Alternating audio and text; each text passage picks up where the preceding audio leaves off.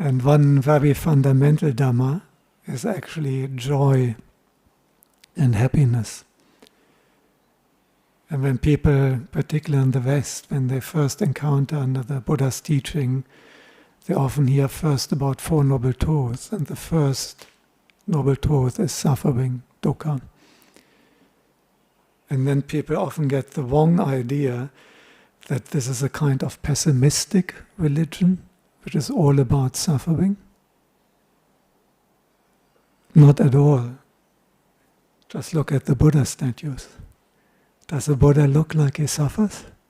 No. Because there's also the third noble truth, the end of suffering. And this is what it's really about. That we can go beyond all pain and suffering. We can go beyond old age, sickness, death, and rebirth. We can go beyond all kinds of trouble, frustration, depression, despair, and one can reach beyond. And in order to go beyond suffering, when people hear that, they often think of the old maxim, like in the gym. What is usually the maxim, the fundamental rule in the gym when you work out? No pain, no gain. That's what they say.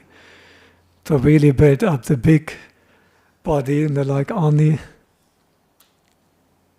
I've had really belief when Arnie Schwarzenegger made it to governor of California, because then I was less concerned about my German accent.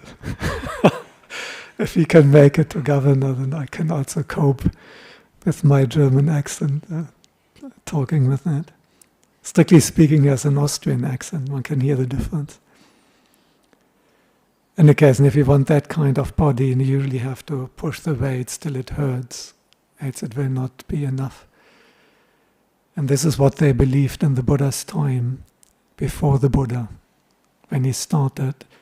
This is even what the Bodhisattva tried. He thought, no pain, no gain, and the highest gain is enlightenment, nibbana, sammasambodhi. And that would mean then this is also the highest pain, and the only way to get to the highest gain is by the highest pain. And he did the ascetic practices till he almost died. And when he had been fasting and torturing his body, he became so weak that one day when he tried to relieve himself, the squatting, which is a typical way of doing that in India, he actually fell over and collapsed and was at the end, close to death. And at that moment he had the crucial breakthrough. First of all, that torturing the body and highest pain and so on, that this is not the way to Nibbana. This is not the way beyond suffering. That was the first one. And secondly, he also realized what is the true way to Nibbana.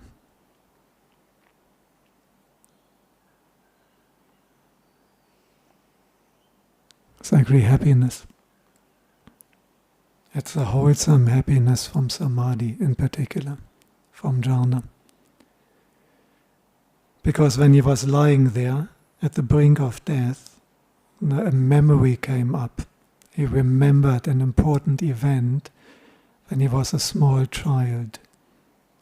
Do you know what he remembered? At that crucial moment when he had tried to torture himself till he almost died, and then a memory of his childhood came up. Exactly. Because one day when he was only a few years old, they had the ploughing ceremony, which is a kind of spring cultural festival, and his father, the king, would personally plough with a pair of the strongest bulls in the country. He would do the first ploughing. And while he was doing that, that was a big event, and the king personally doing this physical work, and the nurses got distracted watching the king, who was also a very good-looking, strong, hunky man. So the nurses got distracted watching the king, and they left the little child sitting under the rose apple tree. Where's our rose apple tree, Dr. Gamini? Do we have one?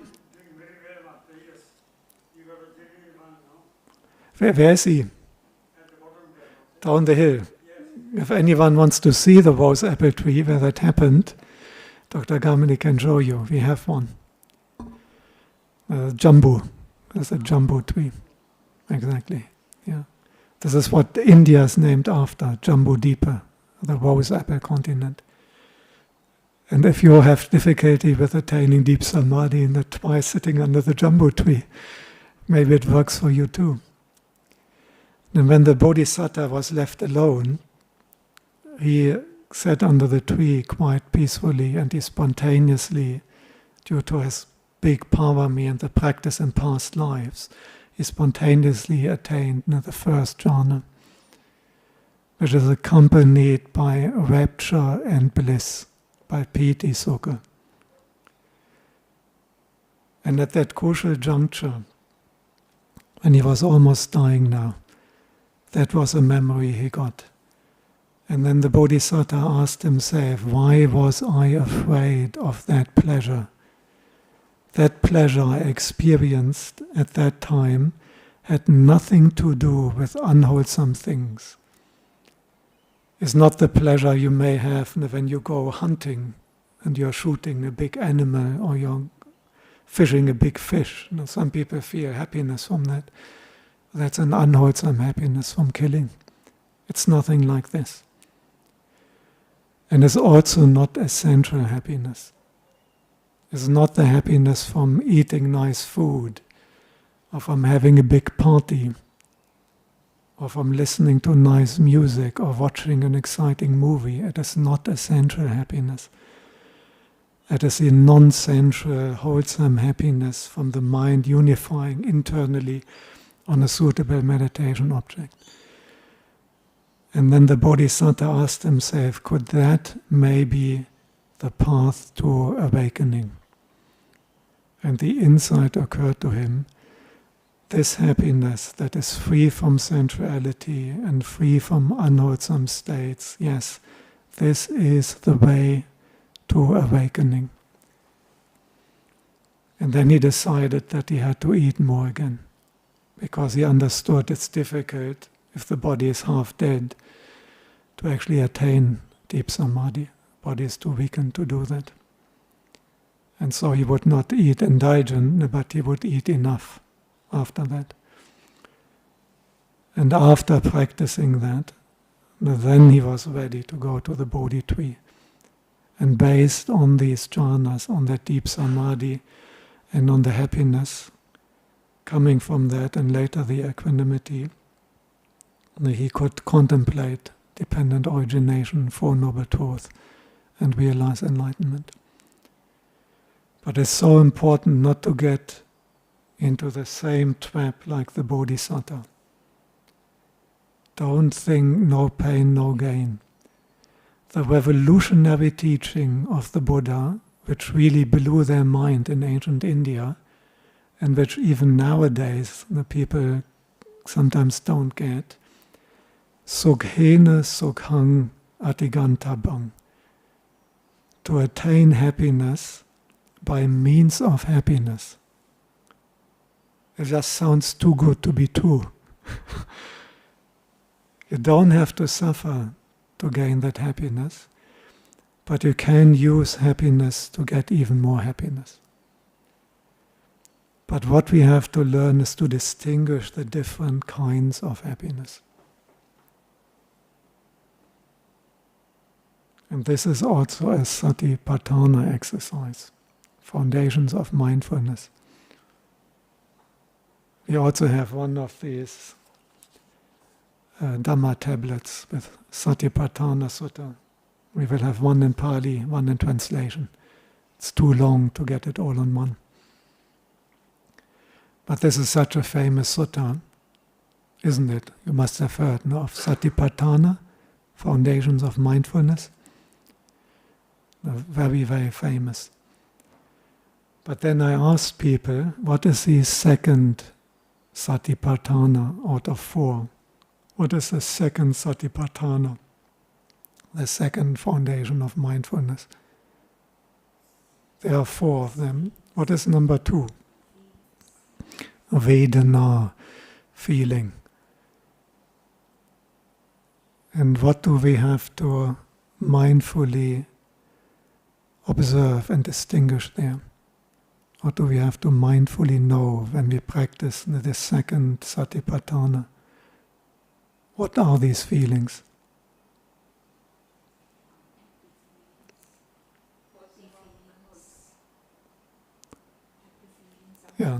First of all, the feeling is either pleasant, neutral, or unpleasant. If it's unpleasant, it's very unpleasant, you call it pain. So the whole range, from neutral to a bit not so nice, to unpleasant, to really bad, to excruciating painful. Now that is all under unpleasant, dukkha vedana. Above neutral, from nice, to really nice, to you're blissed out of your skull. Now that is sukha vedana, pleasant feeling. And sometimes, and if it's just in between, neither pleasant nor unpleasant. These 3. Most people still know that one. But then the Buddha gives us a second criterion. Because there are 2 kinds of unpleasant feeling, 2 kinds of pleasant feeling, 2 kinds of neutral feeling. What are these 2 kinds?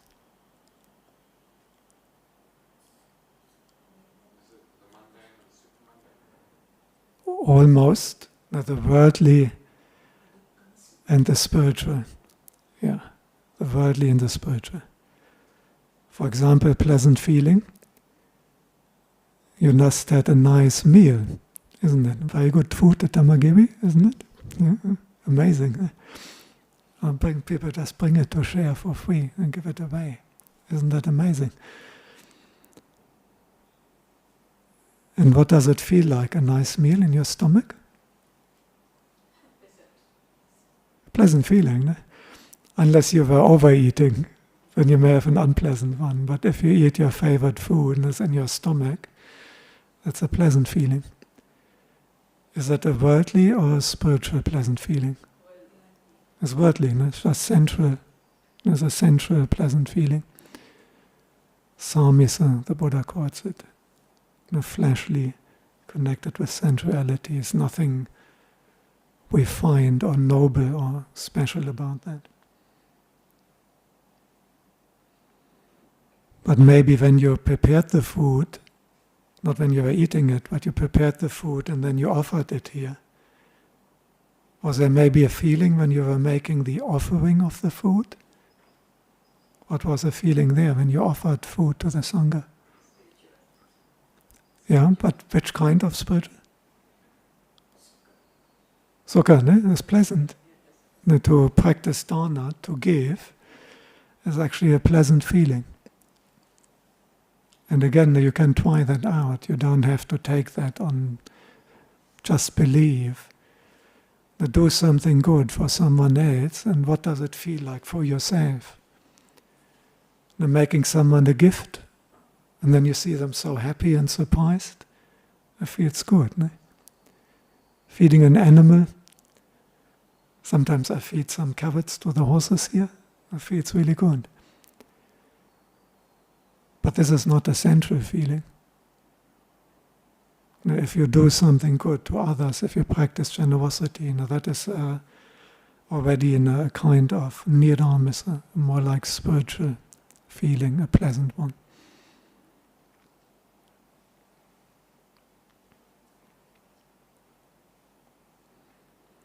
I don't think I have time today to go to the unpleasant and the neutral one in all detail. But now you have the same for unpleasant and for neutral.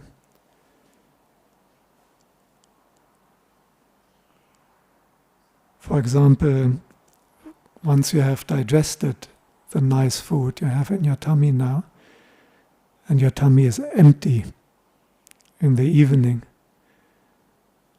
and you start getting hungry. What kind of feeling is that? It's unpleasant, eh?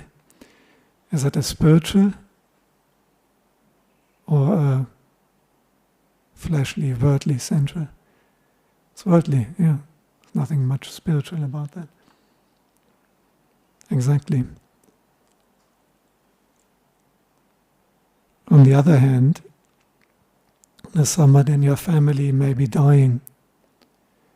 There may be some grandparents or other family member dies, and you have the funeral.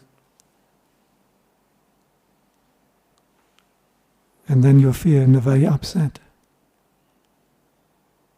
And then you say, it's amazing how this person I loved so much, how everyone must die, and how I lose them, and how it's the same with me and with all my other relatives.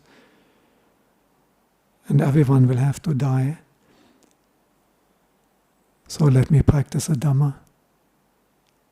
If everyone must die, then what's the point? Let me rather practice the Dhamma to realize freedom from death. This is also an unpleasant feeling. It doesn't feel nice, but it's a spiritual one. Now the pain, when you reflect, it's all impermanent, and you use that as motivation to do the Dhamma practice. There's an unpleasant feeling, but a spiritual one.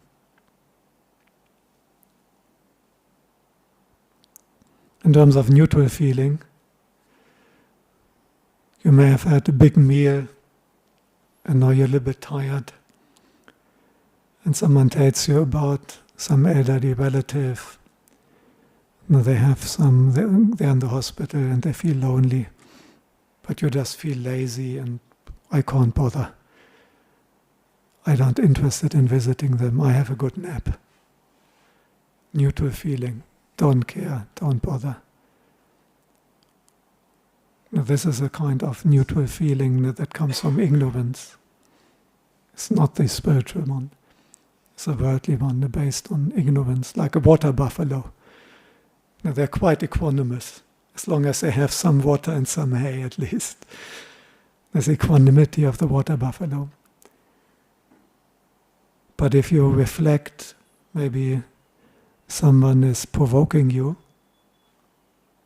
calling you names, and then you reflect and you say, it's all impermanent, this is just speech, it's just air molecules vibrating, it's just talking, soon it's over, they say a few sentences and it's over, it's impermanent, and then you remain equanimous.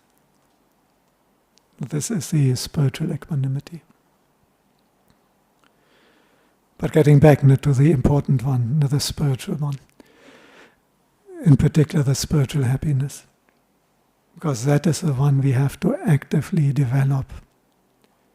It is so extreme. In the Pāsādikasutta, the Buddha is actually asking the monks, if people from different religion are asking you, as a follower of the Buddha, do you live devoted to the pursuit of pleasure? If someone asks you that, okay, you're a Buddhist practitioner, you cut off your hair now even, so as a true good Buddhist, does it mean that you are devoted to the pursuit of pleasure? How do you answer them? You probably have to say yes, but spiritual pleasure. Exactly. First you have to counter them, what kind of pleasure do you mean? Now, some people enjoy playing the war games and shooting them, and the more you shoot, the more points you get, and they enjoy that. Or they enjoy hunting and fishing, or things like that.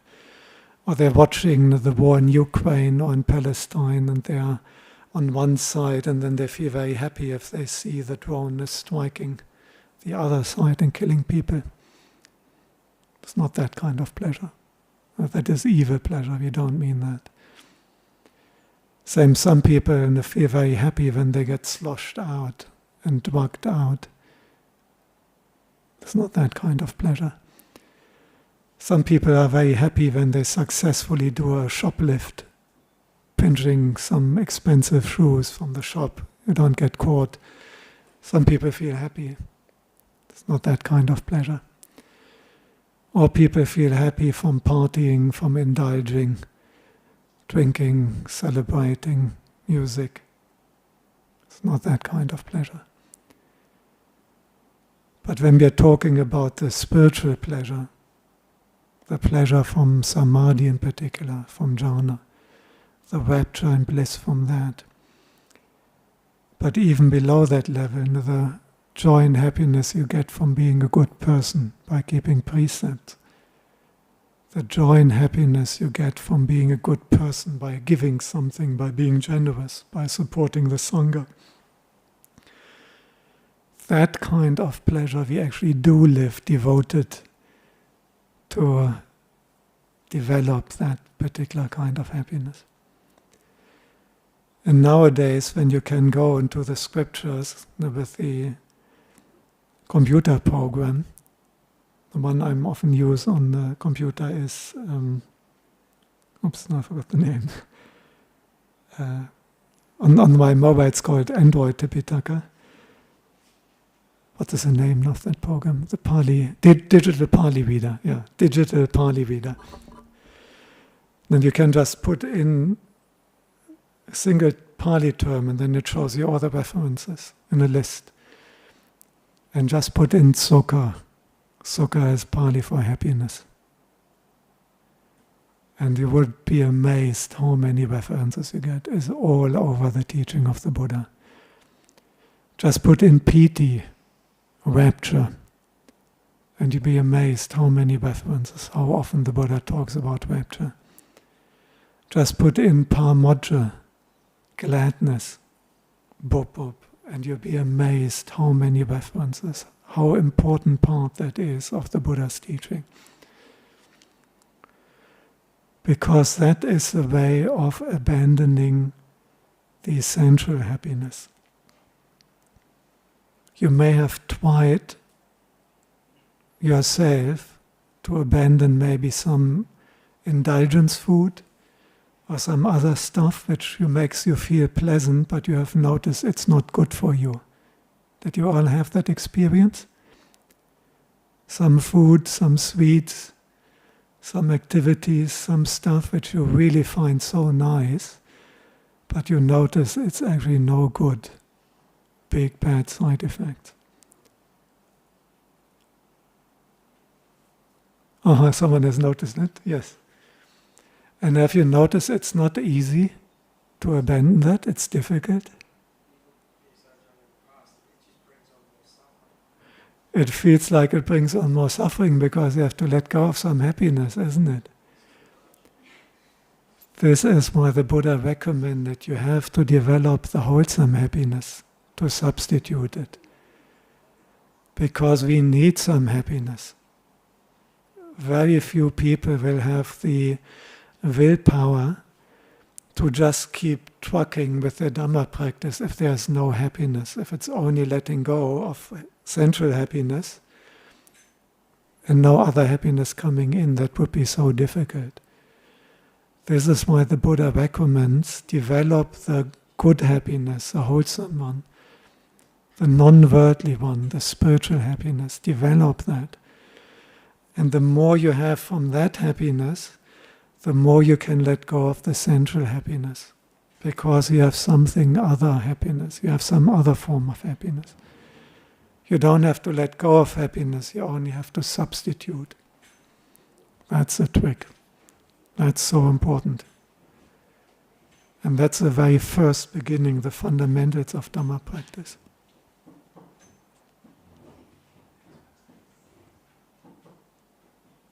So it's not no pain, no gain, but it is happiness by happiness. But it has to be the right kind of happiness.